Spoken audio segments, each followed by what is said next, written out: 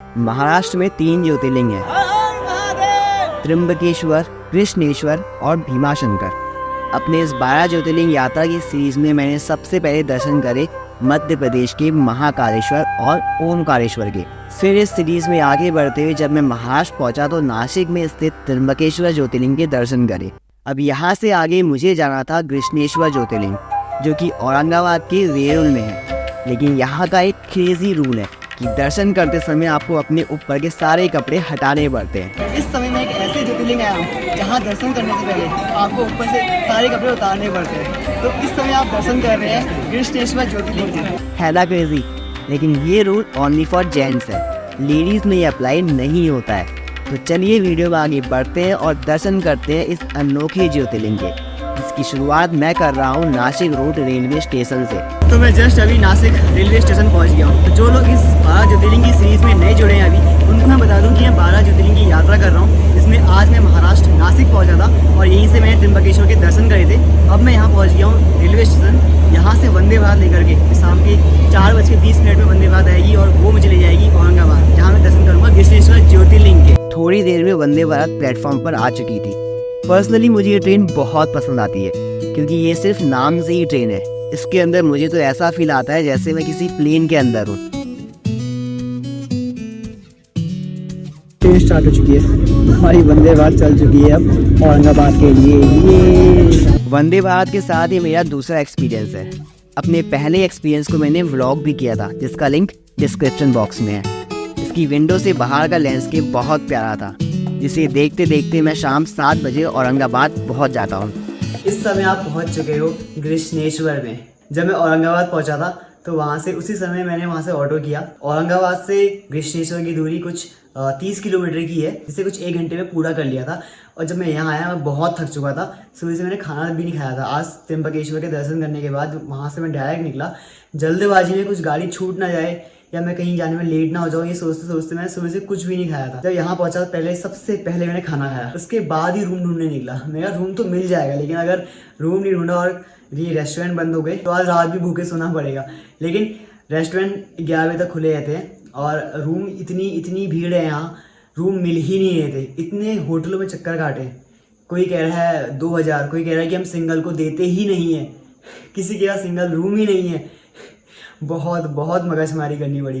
तो उसके बाद एक प्राइवेट रूम मिला है। ये कोई लॉज या कोई होटल नहीं है, ये किसी के घर में रह रहा हूँ मैं। मतलब जब भीड़ ज़्यादा होती है इन लोगों ने कुछ एक्स्ट्रा रूम बना के जिसमें कि ये लोग रुकवाते हैं। तो जो ये रूम है इसका रूम टूर मैं आपको कल सुबह दूंगा। अभी बजे रात के 10। अभी ये टाइम है सोने का, क्योंकि सुबह उठना है मुझे, दर्शन जल्दी करने हैं। शायद 5 बजे उठ के मैं दर्शन करने चले जाऊँ। तो मिलते हैं कल सुबह को। हर हर महादेव।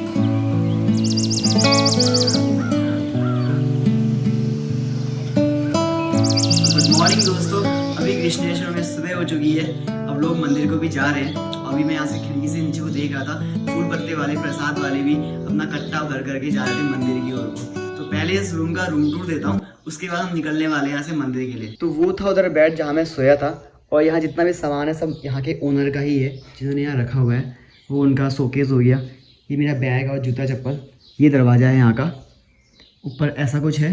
और यहाँ से स्पेसियस काफ़ी है ये रूम। यहाँ पे एक छोटा सा रूम और है, ये है वॉशरूम और इधर नहाने के लिए। तो मेरे पास टोटल 2 रूम थे, एक उधर वाला और एक इधर वाला। तो कुछ ऐसा रूम मुझे एक नाइट काटने के लिए मिल गया था 1000 रुपये में। तो अगर आपको यहाँ कहीं भी रूम नहीं मिलते हैं और यहाँ का भक्ति निवास जो है वहाँ भी रूम नहीं मिलता है, तो इनका ओनर का नाम और उनका नंबर मैंने डिस्क्रिप्शन बॉक्स में दे दिया है। आप उनको कॉल करके 1000 रुपये में इस रूम पे आप रह सकते हो। और रात ही काटनी होती है, सुबह दर्शन करने के बाद फिर हम निकल जाते हैं। और मुझे आज यहाँ दर्शन करने के बाद जाना है यहाँ से भीमाशंकर के लिए। तो आज भी थोड़ा स्पीड में काम करना है। अभी सुबह हो चुकी है, अब मैं यहाँ से निकल रहा हूँ मंदिर के लिए। तो मैं तो बिना जूता और चप्पल के जा रहा हूँ, एकदम नंगे पाँव, क्योंकि वहाँ लॉकर तो रहता है मंदिरों में, लेकिन वहाँ से वापस आते समय हमें फिर लॉकर जाना पड़ता है ताकि हम जूता चप्पल ले सके। लेकिन अगर वो साथ लेके ही ना जाओ, सीधे मंदिर से रूम पे आने के लिए ठीक रहता है। लेकिन जो चीज़ आज नहीं होनी थी वही चीज़ हो गई है। मौसम एकदम काला हो रहा है और अब बारिश स्टार्ट होने लग गई है। कितना काला मौसम हो रहा है। और ये हमारा गेट। मंदिर से कुछ ही दूरी पर एक कुंड है, जहाँ पर लोग दर्शन से पहले नहाते भी हैं। लेकिन मुझे यहाँ कांवड़ यात्रियों का एक ग्रुप बैंड बाजे के साथ मिला। बम बम भोले, जो मेरे सामने की आरती चल रही है।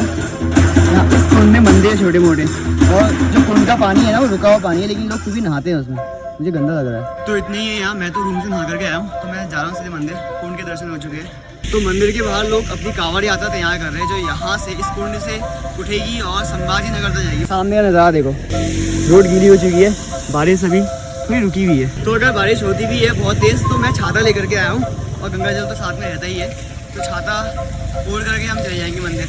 लेकिन इस मंदिर के बारे में मैंने एक चीज़ सुनी कि यहाँ हम बिना शर्ट के जाते हैं, ऊपर से हमारा कुछ भी नहीं रहेगा, मतलब ऊपर से पूरे नंगू पंगू बन करके जाएंगे वहाँ दर्शन करने के लिए। अब यहाँ मुझे एक नई बात पता चलती है कि महाराष्ट्र में अभी भी सावन चल रहा है, मतलब कि हमारे यहाँ सावन पूरे हो गए, लेकिन दक्षिण भारत में सावन 15 दिन लेट शुरू होते हैं, जिस वजह से यहाँ अभी भी सावन चल रहे हैं। इस रास्ते से होते हुए अभी हम मंदिर के एरिया में शायद एंटर करने वाले हैं, और सामने दिख रहा है ना आपको, वही है मंदिर हमारा।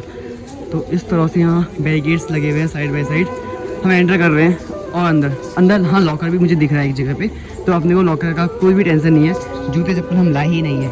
देखो इधर वही बैरिकेड्स है जो हर जगह में मिलते हैं, घूम फिर के हमें जाना होता है इसमें ऐसा करके। और इधर मंदिर में आपको मिल जाएगा प्रसाद हो या फूल पत्ते हो, सब कुछ, धतूरा भी उधर मिल जाएगा, सब कुछ आइटम अब यहाँ से खरीद सकते हो। लेकिन इस बैरिकेड्स को मैं एकदम शॉर्ट तरीके से निकलूँगा, लाइन से नहीं जाऊँगा, मैं ऐसे ब्रेक करते हुए जाऊँगा। अगर भीड़ नहीं होने के बाद भी मैं शरीफों की तरफ आता तो मुझे इनकी तरफ गोल गोल घूम करके आना पड़ता, लेकिन मैंने जस्ट सीधे क्रॉस किया इस भाई की तरफ, ऐसे निकल करके 2 सेकेंड में हम ये एरिया क्रॉस कर चुके थे। ये सावन का ही असर है कि मंदिर में इतनी सुबह भी इतनी लंबी लाइन लग चुकी है। बाहर एक टीवी भी है जिसमें हम अंदर लोगों को जल चढ़ाते हुए देख सकते हैं। अब थोड़ी ही देर में मंदिर में कांवड़ यात्री भी आ गए, इसके बाद जो जयकारा हुआ उसमें मजा ही आ गया।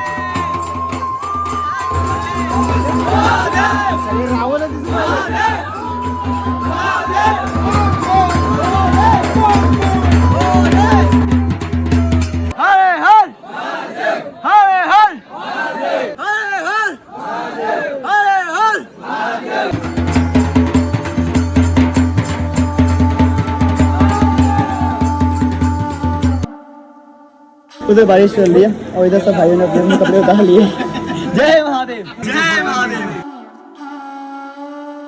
मैं मंदिर के अंदर दर्शन करके आया हूँ, और उस मंदिर के अंदर हम सब इसी तरह से बिना कपड़े से दर्शन करते हैं। वैसा पता नहीं क्यों है, लेकिन यहाँ की यही मान्यता है कि आपको अगर दर्शन करने हैं तो इस तरह से जाना है। जो ये लाइन लगी ना, हम इसी लाइन से होते हुए अंदर मंदिर पे गए थे, ये सब लगे हुए, वहाँ से होते हुए आए थे हम, और उधर से एंट्री है, यहाँ से एग्जिट है। जो लोग यहाँ से निकल रहे हैं ना, वो यहाँ पर फोटो सेशन कर रहे हैं अपना, क्योंकि यहाँ से बहुत ही अच्छा व्यू आ रहा है कृष्णेश्वर भगवान का, कृष्णेश्वर ज्योतिर्लिंग का बहुत ही अच्छा व्यू आ रहा है।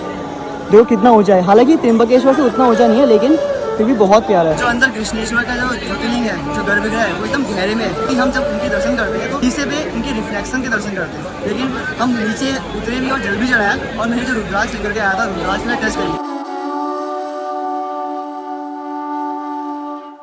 तो अभी हमने पहन ली है कमीज, और जो मेरे साथ 2 भाई थे वो है, एक है हमारे साथ विकास भाई और महेश भाई। आप भी आइए।